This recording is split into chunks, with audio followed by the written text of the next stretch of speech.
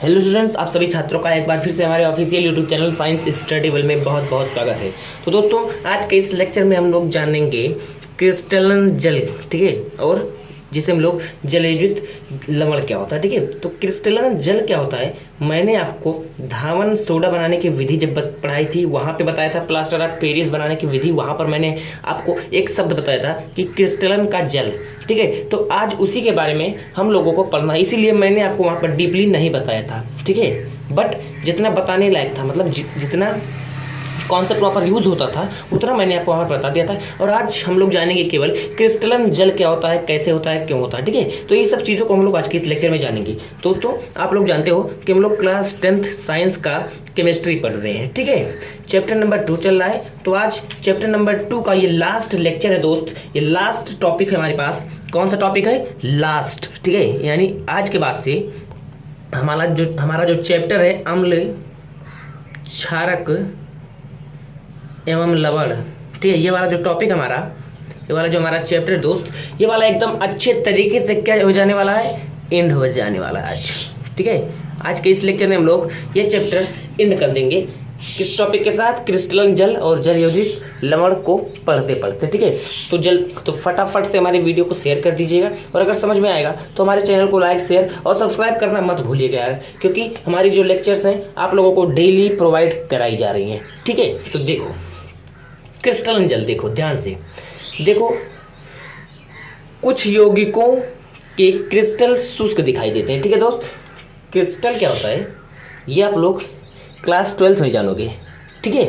Class 12th में chapter number 1 ही है solid state, वहाँ पर आप लोगों को क्रिस्टल क्या होता है एकदम अच्छी तरीके से समझ में आ जाएगा। तो क्या होता है दोस्त कि जो हमारे क्रिस्टल्स होते हैं ना, क्या होते हैं, यौगिकों को, जो हमारे यौगिकों के जो हमारे क्रिस्टल होते हैं, ठीक है, क्रिस्टल वो क्या होते हैं, वो शुष्क होते हैं। शुष्क मतलब वहाँ पे जैसे होता है नमी, यानी पानी, जल, ठीक है, वो नहीं होते हैं। कुछ कंपाउंड ऐसे होते हैं जिसमें क्या होते हैं, नहीं है, जल नहीं होते हैं, अर्थात वो शुष्क होते हैं, ड्राई होते हैं प्यारे बच्चों, क्या होते हैं, ड्राई। तो देखो, लेकिन ठीक है, ऊपर से दिखाई देता है कि कुछ यौगिकों के क्रिस्टल शुष्क दिखाई देते हैं, लेकिन वास्तव में उनमें कुछ जल अणु संयुक्त रहते हैं, ठीक है, कुछ जल के अणु, ठीक है। यहाँ पर क्या आप लोग लगा दीजिए, तब ये अच्छा सेंटेंस हो जाएगा। जल के अणु, कुछ जल के अणु क्या होते हैं, संयुक्त रहते हैं, अर्थात उस कंपाउंड में क्या होते हैं, जल के अणु बच्चों कनेक्ट रहते हैं। तो यार उसी को हम लोग बोलेंगे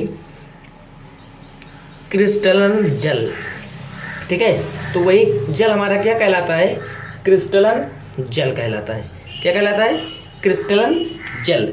अब आप लोगों को समझ में आ गया होगा कि देखो बच्चों, बहुत से कंपाउंड यार ऐसे होते हैं कि जिसमें क्या होता है, जल नहीं होता है, अर्थात वो क्या होते हैं, ड्राई होते हैं, शुष्क होते हैं। बट वास्तव में दोस्त वहाँ पर क्या होता है, जल के अणु संयुक्त रहते हैं, और जो जल के अणु संयुक्त रहते हैं यानी लगे रहते हैं, उनसे कनेक्ट रहते हैं बेटा, तो उसे ही हम लोग बोलते हैं जल।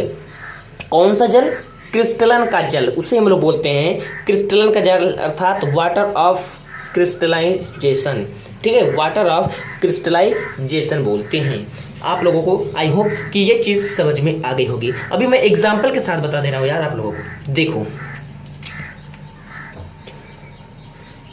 तथा इस प्रकार के लवण को, ठीक है, जो इस प्रकार के हमारे साल्ट बनते हैं, लवण बनते हैं, उसे हम लोग बोलते हैं जल योजित लवण। क्या बोलते हैं दोस्त? जल योजित लवण। ये बातों को आप लोग याद रखिएगा, पेपर में आपके आते हैं, ठीक है। 2 नंबर का ये पूछ लिया जा सकता है कि क्रिस्टलन का जल किसे कहते हैं, अर्थात जल योजित लवण को भी बताइए, ठीक है। तो यहाँ से आप लोगों को यही सेम लिखना है एकदम अच्छे तरीके से। तो मैंने आपको बता दिया कि यार बहुत सारे जो कंपाउंड होते हैं उनके क्रिस्टल क्या होते हैं, शुष्क दिखाई देते हैं, बट वास्तव में वहाँ पे क्या होते हैं बच्चों, जल संयुक्त रहते हैं। तो उस प्रकार के जल जो संयुक्त रहते हैं, लगे रहते हैं, उसे हम लोग बोलते हैं क्रिस्टलन का जल, ठीक है। और इस प्रकार के साल्ट को, इस प्रकार के लवण को प्यारे बच्चों हम लोग क्या बोलते हैं, जल योजित लवण बोलते हैं। आई होप कि अब आप लोगों ने इसको समझ लिया। अब आ गया है बारी एग्जाम्पल का। देखो कैसे एग्जाम्पल में हमारे पास है बच्चों, सबसे पहले धावन सोडा को देख लीजिए, Na2CO3.10H2O, ठीक है, Na2CO3.10H2O। यहाँ पर ये जो 10H2O है, ये हमारे पास क्या है दोस्त, यही हमारे पास है क्रिस्टलन का जल, क्रिस्टलन का जल। क्या है? क्रिस्टलन का जल। यहाँ पर देखो प्लास्टर ऑफ पेरिस, ये सब हम लोग बनाने की विधि में समझ चुके हैं।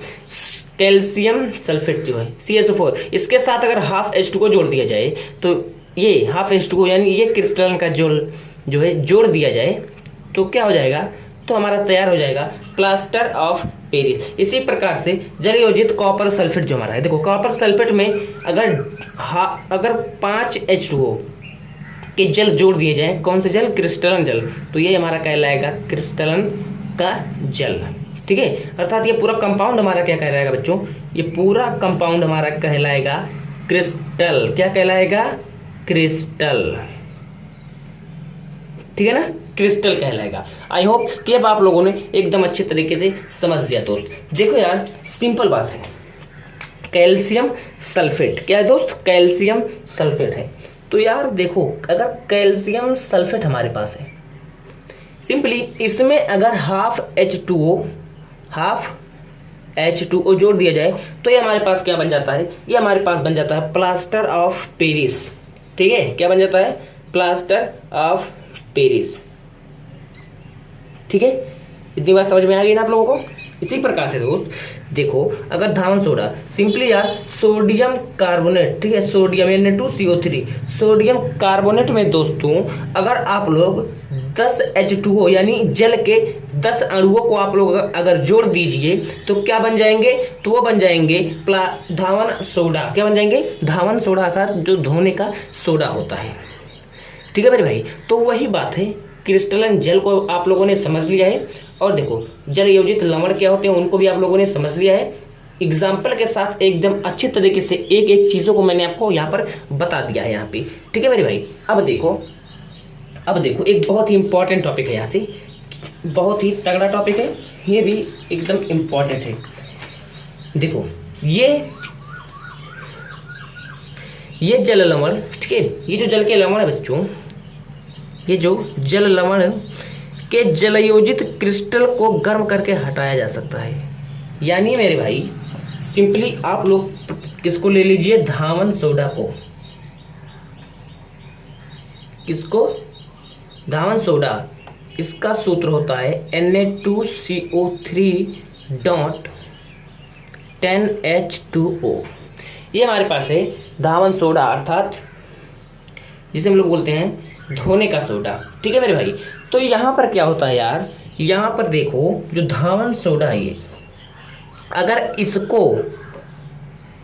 इसको हम लोग क्या कर दें? हीट कर दें। अगर इसको हम लोग हीट कर दें, हीट मतलब गर्म, ये गर्म करने का सिंबल है केमिस्ट्री में। ठीक है, अगर एरो के ऊपर इस प्रकार से छोटा सा त्रिभुज बना रहे हैं तो इसे हम लोग डेल्टा बोलते हैं सिंपली, बट इसका मतलब होता है कि हम लोग उस कंपाउंड को, ठीक है, क्या कर रहे हैं बच्चों? गर्म कर रहे हैं, जो लेफ्ट साइड में होता है। ठीक है ना, चलो अब देखो इसको अगर हम लोग गर्म करेंगे तो ये Na2CO3 यानी बच्चों यहाँ से क्या होगा? सिंपली यार जो हमारे जल हैं, ठीक है, देखो यही बोला गया क्रिस्टल को गर्म करके हटाया जा सकता है। यानी जो इनके जल हैं अगर इनको हम लोग हीट करें, गर्म कर दें, तो ये क्या होता है? सिंपली जल यहाँ से क्या होते हैं? बाहर निकल जाते हैं। क्या होते हैं? जल जो होते हैं कहाँ निकल जाते हैं? जल, देखो H2O है, ये क्या हो जाता है? बाहर निकल जाता है। ठीक है, कंपाउंड से बाहर निकल जाता है। ठीक है भाई, तो यही बात हुई कि ये बहुत इंपॉर्टेंट लाइन है कि ये जो जल हैं लवण के, ठीक है, तो जलयोजित क्रिस्टल को गर्म करके, जलयोजित जो हमारे क्रिस्टल होते हैं उनको अगर हम लोग गर्म कर दें बच्चों, तो क्या होता है? वहाँ से हमारा जो जल है H2O, ठीक है, वो क्या हो जाता है? बाहर निकल जाता है। ठीक है, अगर इतनी बात आप लोगों को क्लियर है तो बच्चों आज के इस लेक्चर में हम लोगों ने जाना क्रिस्टल जल क्या होते हैं, जल योजित लवण क्या होते हैं। ठीक है, इसको एग्जाम्पल से जाना, यानी इसके अंदर जितने भी टॉपिक्स थे, टर्म थे, सभी टर्म्स को हम लोगों ने एकदम अच्छे तरीके से समझ लिया है। तो आई होप यार कि आप लोगों को ये चीज़ एकदम मक्खन लगी होगी। अगर ये चीज़ आप लोगों को मक्खन लगी हो तो हमारे चैनल को सब्सक्राइब करके बेल आइकन को प्रेस कर दीजिएगा दोस्तों। ठीक है, क्योंकि यार आप लोगों को पता है कि हमारा जो मिशन 2023-24 है, ठीक है। उसमें हमारा जो मिशन है टारगेट 90+ है। तो ये ज़्यादा से ज़्यादा बच्चों के पास आप लोग वीडियो को शेयर करिएगा, ताकि वो बच्चे भी पढ़ सकें जिनके पास कोचिंग करने के यानी ऑफलाइन कोचिंग करने का पैसा नहीं है।